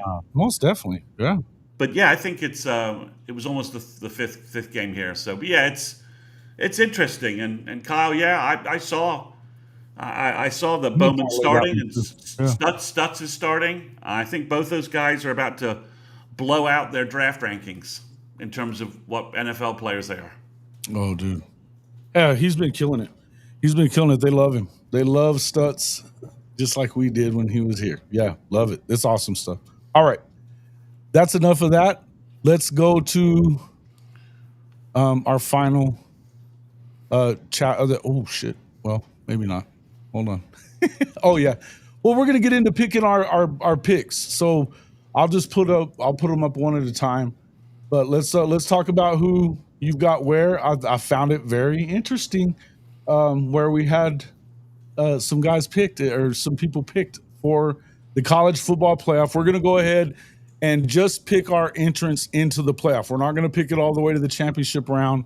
We'll do that later at the bye week is when we were talking about doing it before. So right now, we're going to just pick the one. Obviously. Well, you didn't pick your teams, did you? I did. Yeah, I got it. I just didn't put it in there. I got it. All right. Yeah, I need Kchris and I need a mulligan after tonight. Do you? Well, shit, I had Boise in there. Yeah. Sorry. That's tough. That's tough, bud. So, Kchris, the talk. You can hear. Everybody can hear you. Let's talk about it. Turn your mic back on, Kchris. Oh yeah. Okay, so just jumping in here, man. Honestly, I think this is a solid matchup. I think that the two teams that you see right there on the left side, 1 and 4, I believe that those are the two teams that play for the SEC championship this year. Look, call me optimistic, call me a homer, call me what you want. I think you will see that. I think that's right now that to me that would be the closest that I would pick in those games. I think Clemson does win the ACC. I think they may drop a game or so along the way, but I think they win it as the ACC. Ohio State, until somebody beats them outside of Michigan. Obviously, I know Michigan, but Penn State, I just don't see Penn State beating them, Michigan, any of the teams that they just cannot seem to get past. I think Oregon, I think Oregon is going to do work in the Big Ten. I think they'll be that third team in the Big Ten. I think the Big Ten definitely gets at least 3 teams in. Utah, I have them winning the Big 12 this year. That is my pick. And then also SMU. I think SMU is probably the second best team in the ACC. Bama is kind of my surprise pick. I think that they sneak in there with like a 9-3 record, or not. I think that they're like a 9-3 team. You could switch them with OU if you wanted to, because you could say that Alabama probably has the higher ceiling, just because of all the talent and everything that's there. But at the same time, I got to see what Ty Simpson does. I think Notre Dame. I think they may drop a game. Either they win against Miami and they lose against Texas A&M, or vice versa. But I see them more or less losing at Miami and then winning that other game against Texas A&M. So their front half of their schedule is a little bit loaded, and after that it's pretty soft. But that G5, that's where it kind of screws with me, simply because I don't necessarily know if, we say the Big 12 is a league of cannibals, right? Where they just cannibalize each other the entire time. I mean, we were a part of that. But this is a year where I could say, like, obviously, yes, I think a G5 team could get in, but who the hell will it be? Will it be Liberty? Will it be, USF? Will it be one of they're going to have to make some statements. So we'll You kind gotta of have explain to to see. me the SMU pick. You gotta explain to me the SMU pick. SMU schedule is, that's your second ACC team, right? yeah, it's kind of their schedule is light, and Jennings is returning. I mean, I just think that they're going to kind of be one of those teams that kind of goes unnoticed, but stays around that the top 12 teams. I just think it's going to be hard to keep them out. I think that they'll. I think they may get a bit of luck. Either they'll be in the ACC championship game again against Clemson, or they won't. But I think they may get a bit of luck of the draw, as far as some team before them maybe dropping a game or something happening. But SMU, I just feel like they have a pretty light schedule, and why not them? So yeah, okay. Why not? Because they sucked. They didn't beat anybody last year. I don't buy them. yeah. But anyway, go ahead. Anyway, all right. So in Utah, I guess that would be my only other question is, like, you believe in Utah, huh? Yeah, man. I think they turn around this year. I really do. I think the Big 12, after watching Kansas State, and Iowa State, if K-State and Iowa State are supposed to be your two best teams if everybody's picking them to be in the Big 12 championship game, I just don't see it. I think Avery Johnson has progressed, but still timid in his decision making as well. Rocco Beck, they're gonna call a very, very hard game, but it's gonna be hard to beat them. They're gonna call a really good game on both sides of the ball. It's just one of those things where how long will that 3-3-5 last for Iowa State? That's always a question about them. And then two is just, can Rocco Beck, their offensive line is not that good. So if Kansas State is able to get that type of pressure, which Kansas State is always going to have a decent defensive line, but if they're able to get that type of pressure, that bothers me, because that's going to put Beck into some scenarios that we're not liking. And we've seen the best of Beck, but we've also seen some bad plays from Beck as well. So that's the thing. It's still, I think he has a better wide receiver core than people thought, but at the same time, I don't know. I don't trust that offensive line to help him out. My only thing with K-State, with what you say, I feel like that game was sloppy because the field was shitty and it was rainy and it was the first game and a lot of that kind of stuff. And really, if you look at what Avery did, he didn't play bad. No. He didn't play bad. He was 21 of 30. He had almost 300 yards. I mean, he had a good game. He didn't turn the ball over.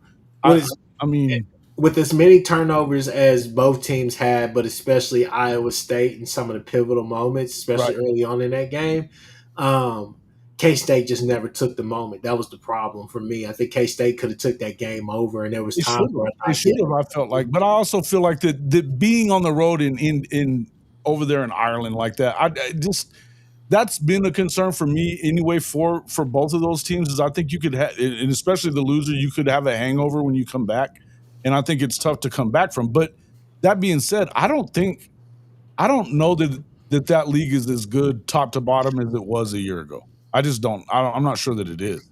I think Kansas could be better if they can keep.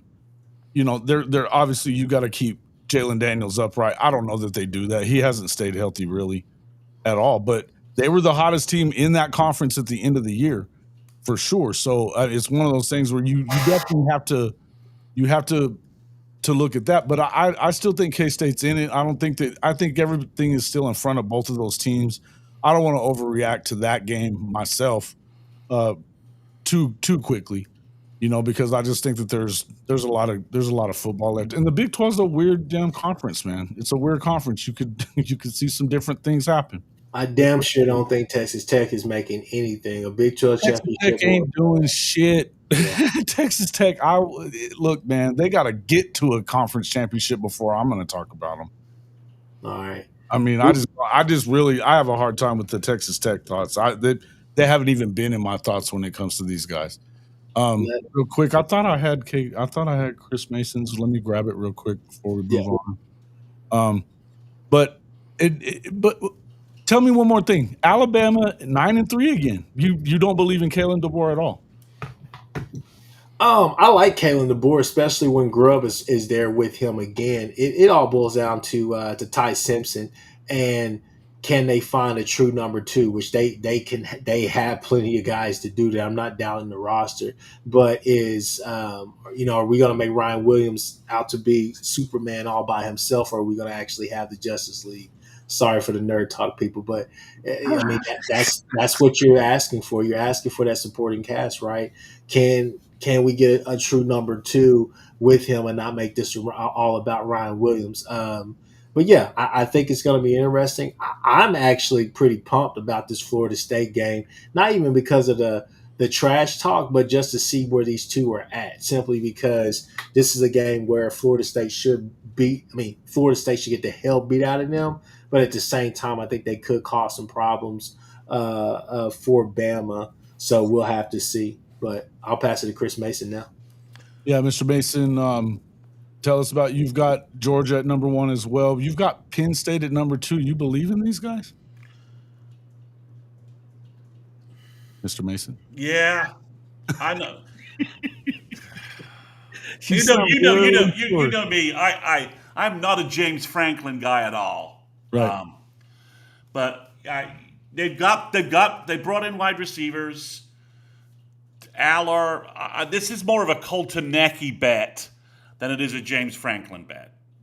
I think Coltonecki in year 2 gets more out of their offense than he did last year, and he helps with he helps Aller sort of play better. Coltonecki's a good. I'm a big Coltonecki guy, big Coltonecki fan. So I think I'm betting on him year 2. That's that, and I'm betting on Ohio State just having a brain cramp loss here or there, and somehow lost me there. Lost me there. I think Penn State's good. I think Penn State has a chance to silence folks. I think Coltonecki will have their offense humming. I like what they do defensively. Their development and recruiting on the defensive side of the ball is very impressive. They got good guys. The Denny Sutton defensive end is a stud. And development-wise, I mean, I would steal their strength and conditioning and speed guys in a heartbeat. If you look at those guys at the combine, they're always they're just monsters. So I think that's never a question for me. Yeah. So I'm going with Penn State against my better judgment against James Franklin. I think obviously Clemson beats LSU, Clemson beats South Carolina, and Clemson makes their way into the college football playoff as the 3rd seed, ACC champion. Right. And then I've got Alabama. The Alabama-Georgia championship game in Atlanta. They don't get hurt for losing the SEC title game to Georgia. And I'm going with Georgia based upon the running game, wide receivers, offensive line, hype that I hear all the time right now about UGA. So that's why I got UGA 1. Kirby We'll Smart. we'll have a preview of that in week 4. So Yeah, so we'll have a preview of that. So, rematch there, whatever we go with. I think Texas, I have Texas beating Oklahoma, and that's why Texas limps with their rag-ass schedule. They dropped the Ohio State game, they dropped the Georgia game, but they win the rest of their football games because I don't trust Lagway to be upright when they have to go to Florida. And I You think take your top lip and connect it to your bottom lip, you will shut the up. I can't believe you just did that. I've got Iowa State winning the Big 12. They won the Dublin game. I think Rocco Becht and Kyle Dupuis says I right now after what I just saw happen to Boise, I would put Tulane in there. I'm fine with that change. I have Oklahoma going 9-3 and getting the last at-large bid. I think once OU's in the playoffs, it's a whole different story. But with the schedule, it's just too many body blows. I think Notre Dame's going to be fine. Marcus Freeman has that program humming. I like their talent on offense and defensive lines. C.J. Carr, I think, will be a game manager, but I like their running backs and I like their offensive line. They have that schemed well. Ohio State, I just think they're gonna like somehow Ryan Day is gonna out Franklin and lose to them somehow. Don't ask me how he does it. I have Oregon against my better judgment there, just because I'm unsure about their wide receiver situation. But if Dante Moore can click, and I like Lanning and I like the talent out in Oregon. Georgia Tech's my flyer. They beat Clemson, lose to Clemson, and they take Georgia to the fourth quarter again, and kind of can ride that momentum to being 10-2 and being an at-large bid. So I took some gambles here, but I have OU coming in after losing to Texas, losing to Alabama, and dropping the LSU game. And I'm not quite sure how I have LSU not in the playoff, but I managed somehow that will just happen. Well, I mean, again, and nobody who's dropped their opener has made the college football playoff. Now, obviously, this is just the second year of having passed a 14. Yeah, maybe they're 9-3, and they're 10, and there are 2 losses in SEC plays that are ahead of OU that way. But the Clemson loss has them at 9-3, and it counts worse against them. Although I don't know how that is, but or they drop an inexplicable game. They're gonna lose again. Well, yeah, I think if you're gonna maybe it's Texas. Do they play Texas A&M again? Yeah, same schedule as last year. They find a way. They find a way to lose to Texas A&M somehow. I don't know how, but they do. I mean, look, they could lose. I mean, they lost to Florida too. I mean, you can see that happening. That South Carolina game, maybe they lose. They have to go to Alabama. They have to go to Alabama. They have to go to Oklahoma. And I think I've been under the impression myself that I think that game in the final week of the season in Norman is going to probably be for that playoff spot. So maybe we'll see how that shakes out. But that's where I have OU. Right. I have OU as 11th. Okay. Yeah, I can see that. So, all right, let me pull mine up there, and we'll finish this sucker off. All right. So, yeah. Oh, real quick though, Georgia Tech. Talk to me about Georgia Tech. You like them as the second team? Yeah, I think the ACC is inherently weak. They avoid some matchups with some other teams like Miami, and they have a good quarterback. They have a senior quarterback who fits their scheme perfectly. They have a good running game, offensive line, and their defense is sort of underrated. They ball control. They mash you around, which helps their defense stay fresh, helps their defense not get worn down. And I'm a big believer in what I like their coach. I think he has that program going in the right direction. Culture, fit, identity. Yeah. They check all these boxes. And Haynes King is a good quarterback. He's experienced. He's not going to make mistakes. He can make the play. He can run that offense beautifully. He can throw the ball a little bit. I think they're and again their offensive line is. Their head coach is a former offensive line coach. So their O-line is just Brent Keys is killing it, man. He really is doing a great job. they're just going to grind you down. And if you don't have skill elite guys that are just difference makers, and I don't think they play that many teams this year other than Clemson and Georgia that really fits that category. I mean, they'll grind teams like NC State, Duke down to mulch. They just will. Mm-hmm. And if you don't have elite D-line, Brent, that scheme is going to knock you around. I mean, you saw last year FSU's superstar D-line wanted no part of that and had basically quit in that game because Key's guys just smacked them around so much. So that's what it's more of fun. It's more a function of their schedule and their ability to split the series with Clemson. Got it. Okay. Anything else you want to talk about? Anybody else you want to talk about on there? Nope. I just switched to you. I'm interested to see what you have since you. Yeah, no, I'm just busting chops, but and honestly, I'm not even sure what I think of it so far. But there, yeah, I look at what I did. And I'm trying to figure out how I have LSU going 9-3 and OU not in it. So I'm like, okay, no, and them not in it. So beating OU and them not in it. So it probably doesn't make sense on some level. Well, I mean, I think here's the one thing about it is it's straight seeding other than those top four. So the conference champions are going to get the top four, but after that, it's straight seeded. Yeah. So I think that you should see the right teams in there this year. I'm not sure that after what we saw from UNLV last week, that I really trust them. They did win, and I think that Dan Mullen should probably win that conference. Is it going to be enough? Probably not. The more I looked at, maybe Tulane does it. You know what I mean? I don't love that quarterback though. I didn't love him at BYU. So I don't know. It's 6-1 and half a dozen in the other. But anyway, I've got number one Alabama. I think they win the SEC. And they could be going up against. I feel like they're probably going up against Georgia, but it could be Oklahoma.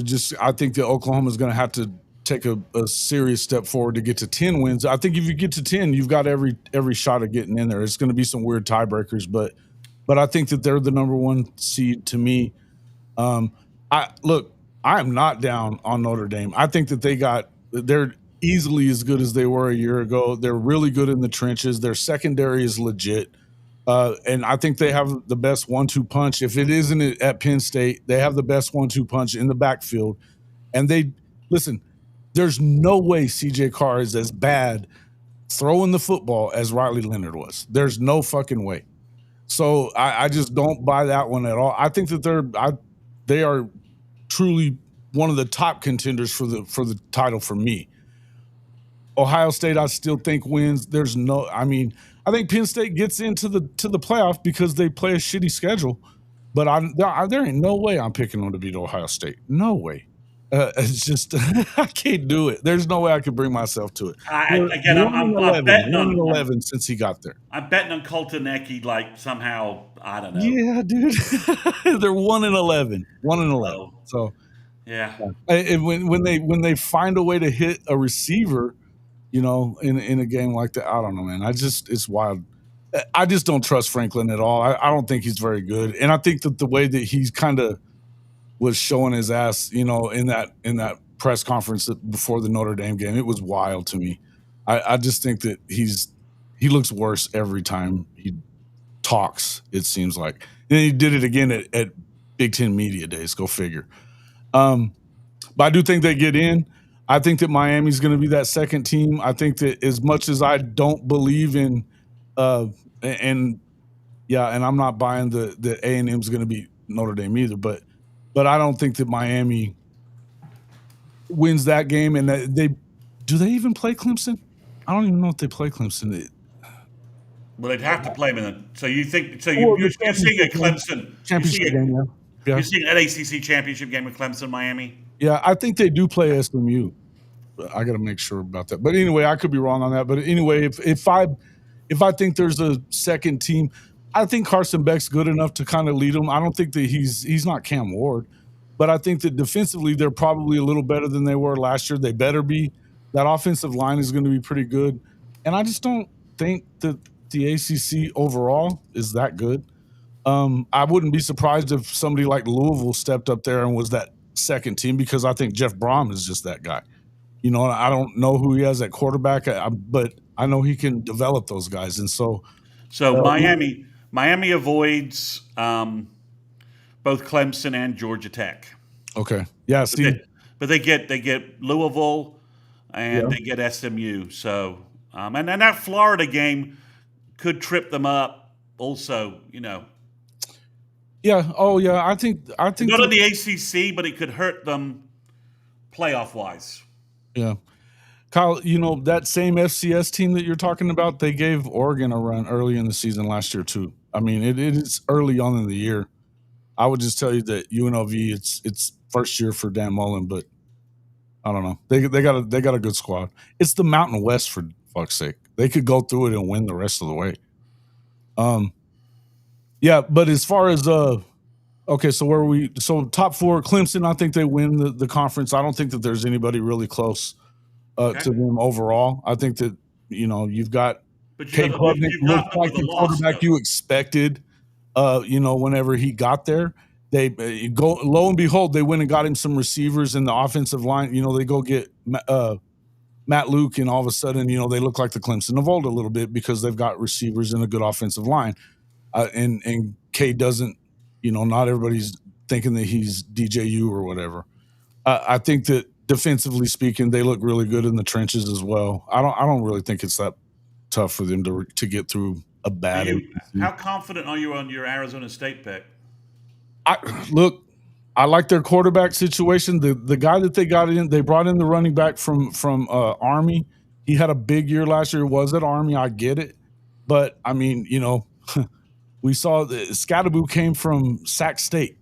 So, this is a guy that he's a big bruiser type running back, same type of stuff. And I think that they have one of the best offensive minds in the country in the story. And defensively, I don't think they're that bad either. So, look, I mean, that offense put up 550 on that vaunted Texas defense everybody wants to talk about, that was probably better last year. So, to me, for all that talk about, how great that defense was at Texas, they didn't really play any really good offenses until they got into the playoff.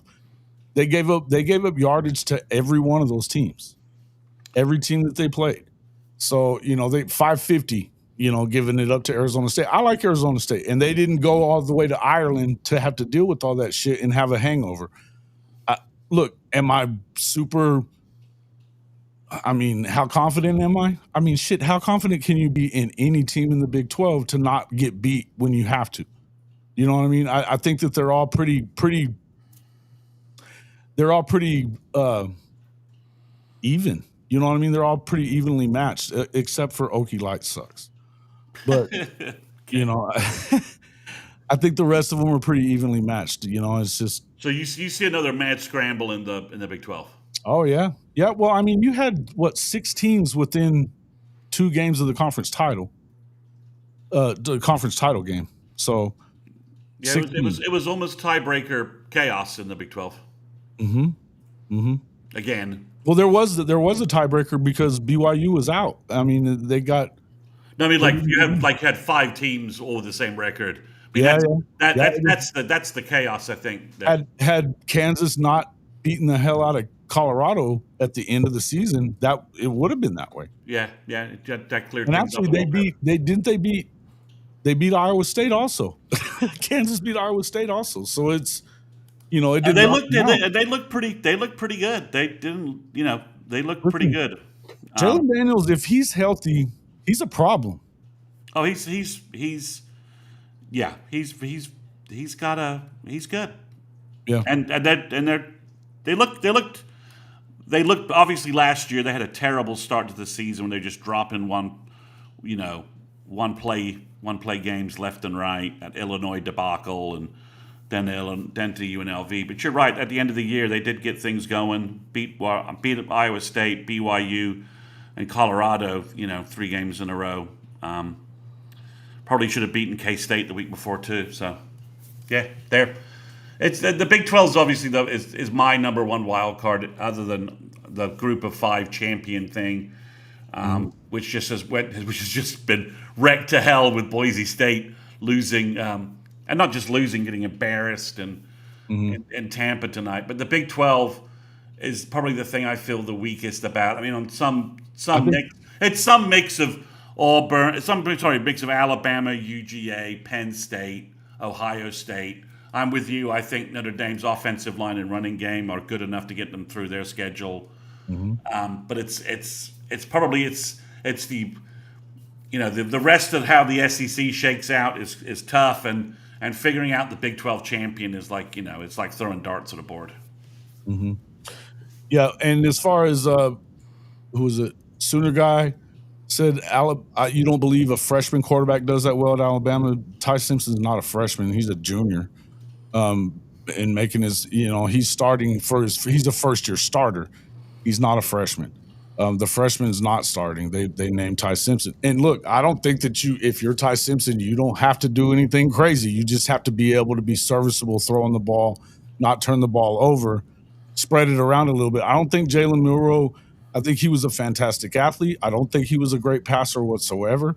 And I don't think that they put him in great positions in a few games. And look, you go up against some of the defensive coordinators. You can say what you want about Vandy.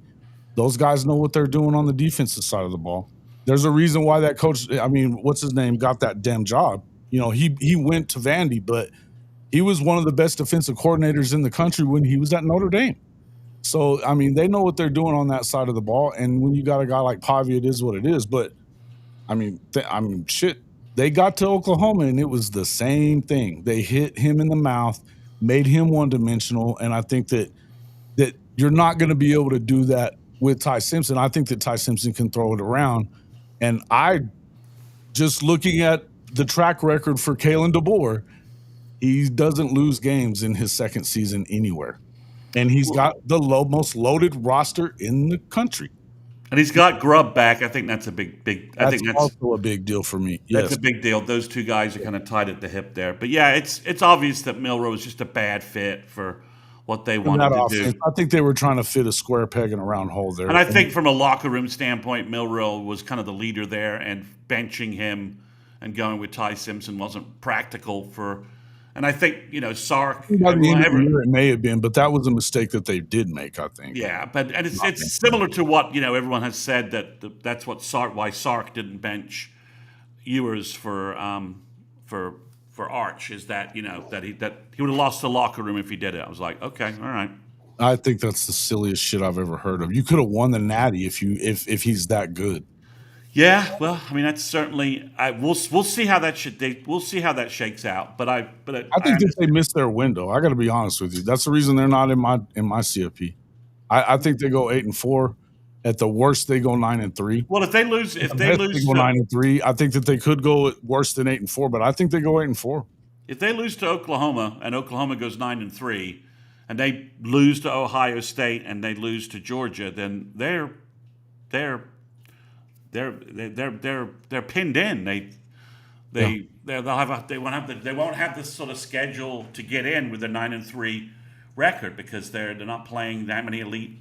Their SEC schedule's lighter than a bunch of the other teams. It's just that OU Texas game. It sends Texas and OU in very different directions based upon what happens. Sure. It does. Especially playoff wise. It does. It's because especially if Georgia and Alabama. I keep saying Auburn. I don't know why I said that. If Alabama and UGA are pulling ahead, then there's only probably 2 wild card spots left for the SEC. Yeah, I think you probably get 4 this year. I think that they set that up pretty well. Obviously, you go to the 9 game. We didn't really bring that up, and we don't have a ton of time. We've been going for an hour and 48, so. We can go ahead and shut it down. But I think that going to that 9-game schedule, they only did that because they got the assurances that now that metric for strength of schedule is going to be heavy. In fact, they added another metric to it just to double down on it. So I think that looking at this schedule moving forward, I think that was a gaffe on the part of the Big Ten to push that hard for that because now they're matching up with you. Spot for spot, and There's no two ways around it. You're not the Big Ten is scheduling trash in and out of conference. I mean, they're not even making these guys play each other that much. They're saving they're saving them from each other. So I think that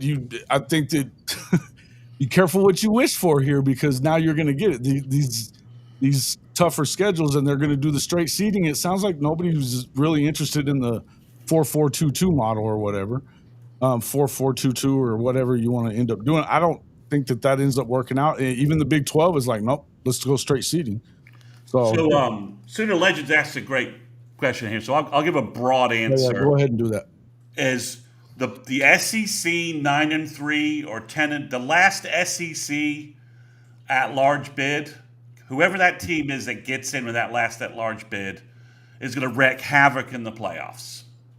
Because the SEC is so unbalanced that that team could be 9-3, and whoever it is, whether it's OU, LSU, South Carolina, whatever, Florida, whatever team that you slot in there, I think is going to wreak havoc in the playoffs, because they'll be so battle tested.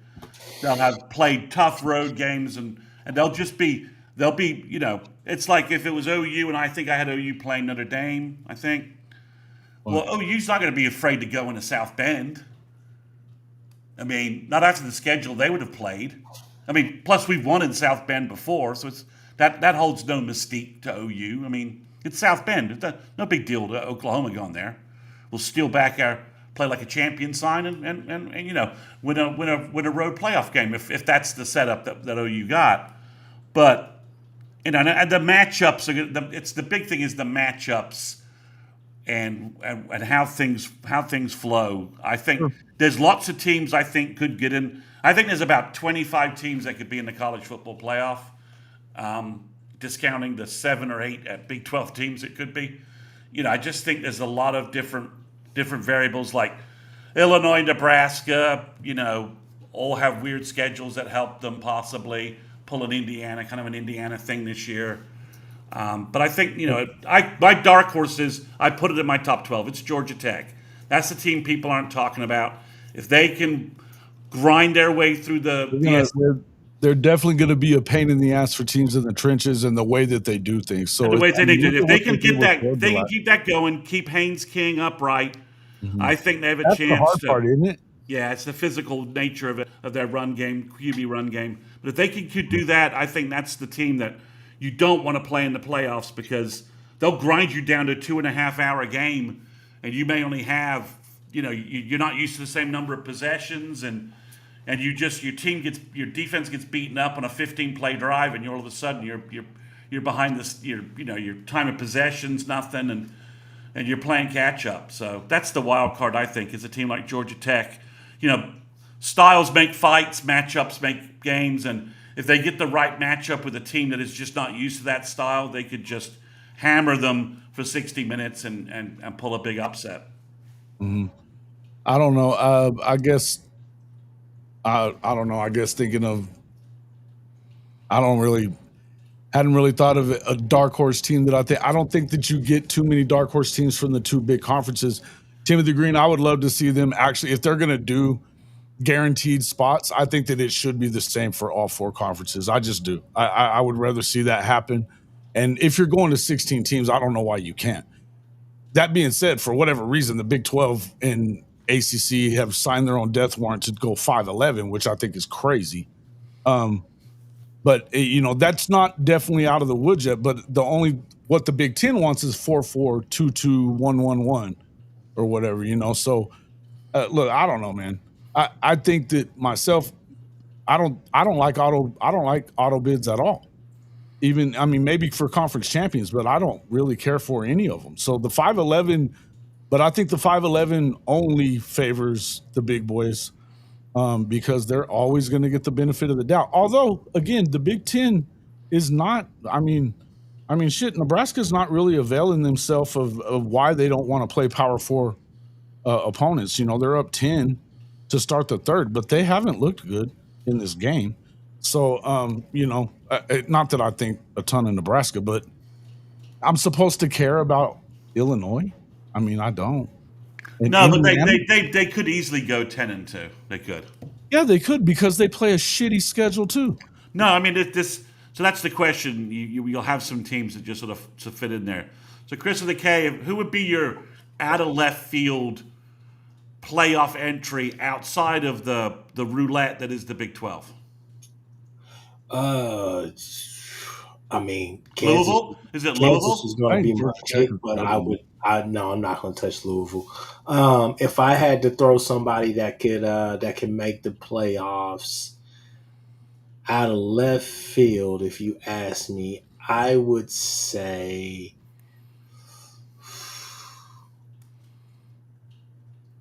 Damn, that's a good question. That's actually a really good question. I think it would be somebody like maybe Louisville, Pitt, somebody like that. I don't really know that I trust either one of them to do that. But I don't know. I was talking to JJ Kitchen. The reason I brought Pitt up is he thinks that they have to win 9 or else Narduzzi's out. They got a second year with that quarterback transfer that came in from Alabama. Second year with Blake Bell as their coordinator. I don't know that I trust and believe in any of that shit. But that being said, he feels like they should be able to win 9 easily, and to the point that if they don't, they're going to fire Narduzzi, I think. So it's one of those deals where I don't think 9-3 does it, but I think if you get to 10 and you get an opportunity to play in that ACC championship game, he has played for 2 of them in the past. He's won 1. So I guess that could be an out of left field. I think yours is the best one, though. I think Georgia Tech is the team that if you expect somebody that shouldn't probably get there as far as talent's concerned, it'd be the Yellow Jackets, I think. Yeah, they split Clemson, and they're in. Yeah. And their only losses would be to Clemson and Georgia. That's SEC caliber. And they get Georgia at home this year. Now they sold that game to the Mercedes Stadium. It'll be full of dogs. Oh, okay. I'm pretty sure that's the case. They sold it to the Mercedes-Benz Stadium because it's bigger, so that more people, and that'll end up being your better chance to win if you're at home, wouldn't you? Yeah, but I'm pretty sure that game is in Mercedes-Benz. So I believe you. I totally believe you, Mr. Georgia guy. So that makes that, because if it was at that's at Georgia versus Georgia. Yeah, see, it's versus Georgia. It's not at home. So I'm pretty sure that game's at Mercedes. Yeah, it's played at a neutral location. That's what the asterisks telling me. So it's at Mercedes-Benz, which is at the same atmosphere as playing in Midtown Atlanta. Yeah, it's. But they could grind that game out against them again. We'll see. I'm like I said, everyone's saying Georgia's figured out their problems. That's a big bet for me, but we'll figure out what's going on there. I mean, there's so much talent that I got to figure at some point they can find someone who can throw the ball to a wide receiver who can catch, right? Fair. No, I think that's fair. Oops. And their O-line guys they got so much O-line talent. They've got to be able to figure that problem out. Mm-hmm. We lost Chris with a K. Yeah, we can finish up here though as well. No, listen, Timothy, thank you for coming in and talking with us and stuff as well as everybody. But JJ does have a good show. He does a good job. He's not really as much as it is a homer, but I still would, just for shits and giggles, you should give us an eat shit pit. Timothy Green, being a West Virginia guy, and at least give us a prediction on the game. Are y'all going to win? The backyard brawl. It's in West Virginia this year, isn't it? It seems like it is. Bixby handled Owasso pretty easily tonight. Oh. Yeah. That's Bixby does that. Bixby handles. Yeah, they get Pittsburgh at home, but it's the 13th. They got two games to warm up. Mm-hmm. So they get Pitt at home this year, so they should win that game. Well, actually, whoa. You're right. I haven't looked at the West Virginia roster. I'm not sure. No, man, they dumped. I'd love to hear what the hell's going on over there. Right, I forgot they brought in 60 players, Richard right? went in there and dumped everybody. They brought in 60 guys, right? That's what Yeah. I heard. So Yeah. yeah, that's interesting. So we'll see. But So or maybe it was because those guys were, they were on Neil Brown. I don't know. yeah, I don't know. we'll see. So It's, all right, man. you can't go home again, right? You can't go home again, or maybe you can. I don't know. Sometimes you can. Doesn't always work out, but we'll see. Tell everybody how to find you. They can find me by going to the easiest way to find me these days is to go to YouTube, search in YouTube Sooners 360, and you will find my YouTube channel where you get all my podcasts and all of my content. Appreciate you coming in as always. Make sure you get over there to the YouTube page. Hey, get over there, and I mean, what's your special right now on your? On my Patreon site, again, just go to patreon.com, search for Sooners 360. I am always just $2 a month with a free 30-day trial for you guys to get all of my recruiting content. And it's getting heavy a little bit, isn't it? Week 2, you're gonna have a lot of visitors from Michigan. Probably the best incoming, or some of the most talented guys all at one time. Maybe six of the top 20 for 2027. Yeah, 6 guys in the top 20, 6 5-stars. And 4 or 5 stars probably for 2028. Wow. Yeah. Wow. Best talent in Norman in a really long time. A long time, yeah. And so it would behoove them to just go ahead and win the damn game. Yes, it would. It should behoove them to do that. It's the game of the week. Everyone's flocking to Norman for it. Every big time player, big time prospect for 2027 and 2028. Are you going to be in town? No, I'm not. I'm not going to be able to, but that ticket price is also insane as well. It is insane, man, but I'll be there. I don't know if I'll make it into the stadium or not, but I'll definitely be there.